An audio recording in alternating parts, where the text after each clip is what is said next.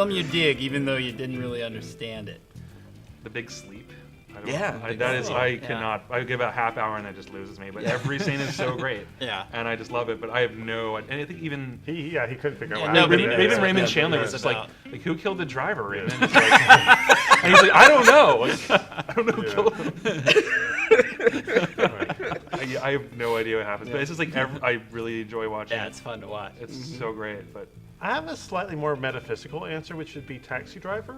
I mean, I get what the film is on the base level, and I kind of get the theme, but there's something else about it, about the 70s, which is lost to me. Like, I don't fully understand what it's trying to say about the 70s. I mean, intellectually I have an idea, but like, just experientially, it just seems so distant to me. And yet I kind of still like it. I mean, there's something that's still captivating about it.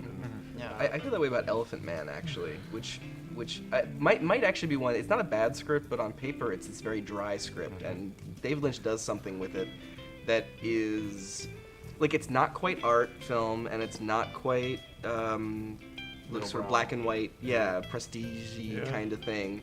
And it's this really magical thing that happens in it, and I'm not exactly sure what it is, because it's not really about the line, I'm not an animal is the big line, but that's not really what the film is about. I mean, it's not really about how society treats this. It's more about like this actual experience of being the Elephant Man and also feeling sorry for the Elephant Man at the same time, and they kind of.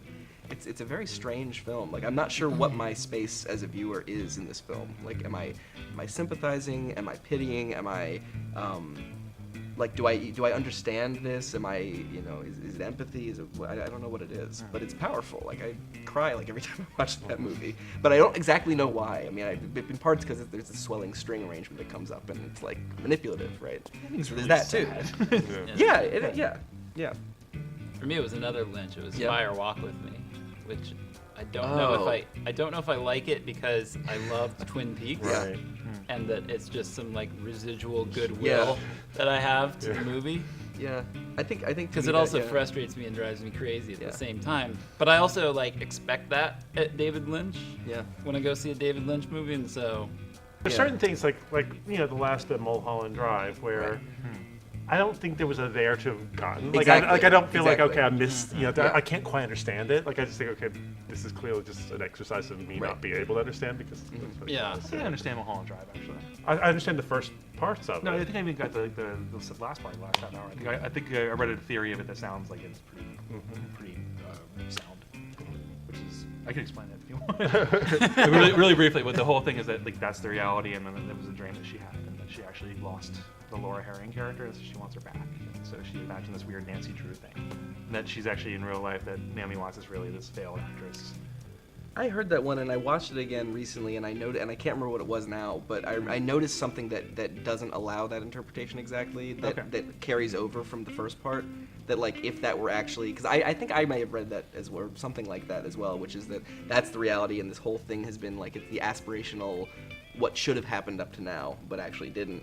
But then there's like one thing that carries over that doesn't make any sense, like or something like that. I just remember watching that again. Well, there's like clues on the DVD. Like he has there's 10 things to look for by David Lynch, and like nothing of what my theory I just came up with is even on there. And it's like watch the red lamp. You're like, what? Yeah, he's just messing with you, man. Yeah.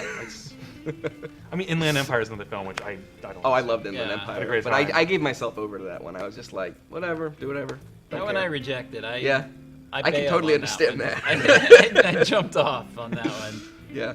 One I kind of liked, even though it doesn't make any sense and it's completely reckless, is The Box by Richard Kelly. Anyone see? Yeah. There's a point in that movie. I mean, it's completely way over the top and it gets completely away from it. But there's a point in that film where I have no idea where this is going, and it was actually kind of thrilling.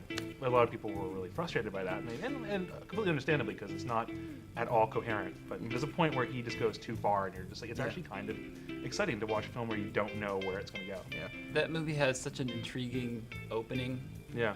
I mean, it's all in the trailer. You could really just watch the trailer. But is that the one where you press the button and somebody dies? Yeah, it's actually been adapted by Twilight Zone in the 80s because it's a short story, and it could be a short story. Phil Baker Hall, right? It feels like something that would be better in 30 minutes. That movie.